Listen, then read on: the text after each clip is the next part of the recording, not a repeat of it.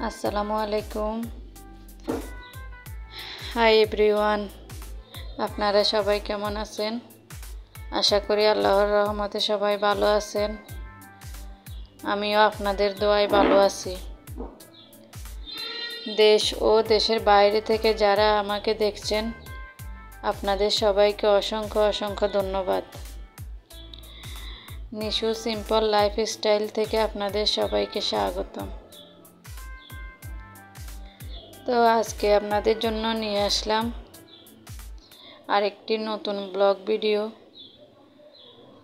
Video. আজকে আমি ঘরের বা কোনো রান্নার ভিডিও দিচ্ছি না, আমি একটি গোল জামা কাটিং করব, ওইটার ভিডিও দিতেছি।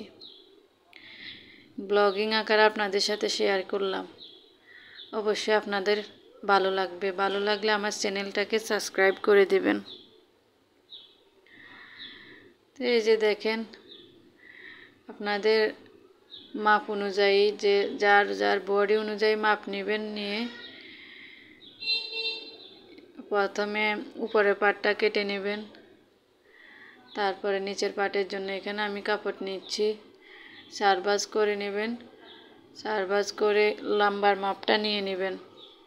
যেহেতু আমার এটা টিউটোরিয়াল ভিডিও না, এটা হচ্ছে ব্লগিং চ্যানেল, এজন্য আমি ব্লগিং আকারেই দিচ্ছি।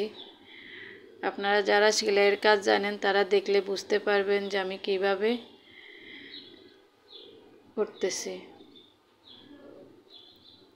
তো এই যে দেখেন, এখানে কোমরের মাপটা নিচ্ছি, কোমরের মাপ থেকে লম্বার মাপ নেব। এরপরে উপরে কর্নার থেকে সোজা করে লম্বার মাপটা দাগ কেটে নেবেন।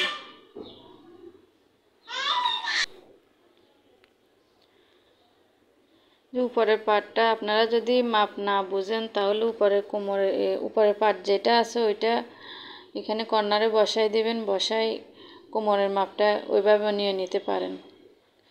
তারপর আমি উপরে কর্নারে বসাই নিচের যে গেটটা আছে গেটের মাপটা নিয়ে নিতেছি। এভাবে ফিতা বসায় যদি চক দিয়ে দাগ টানেন তাহলে আর একটুও বেশ কম হবে না, একদম অ্যাকুরেট মাপ আসবে। তারপর চক দিয়ে ভালোভাবে দাগটা টেনে নেবেন। নেয়ার পরে এই যে দেখেন, এখানে এখন আমি কেটে নিতেছি, দাগ অনুসারে কাটিং করে নেবেন। কাটিং করার পরে এই যে এভাবে করে ভাঁজ করে নেবেন, আরেকটা ভাঁজ দিয়ে নেবেন। দেখবেন যে একদম পারফেক্ট একটা শেপ আসছে। তো আমি উপরে কোমরের পাটটাও কেটে নিচ্ছি। এই যে দেখেন কত বড় গের হয়েছে।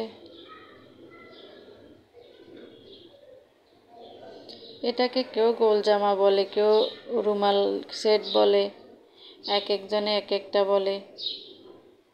এটা বড়দের গোল জামা। এখন তো হচ্ছে কাটিং করার সময়, তারপর যখন সেলাই করব তখন দেখবেন কি দারুণ হয়েছে, কি সুন্দর হয়েছে। তো এই পর্যায়ে আমি কাপড়গুলা ভাঁজ করে রেখে দিচ্ছি। তারপরে হাতার জন্য কাপড় নিয়ে আসলাম।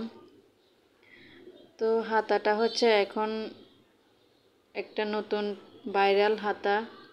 এই হাতাটাকে পপ হাতা বলে, কেউ বলে প্রিন্সেস হাতা, কেউ পপ হাতা, এক একজনে এক একটা বলে।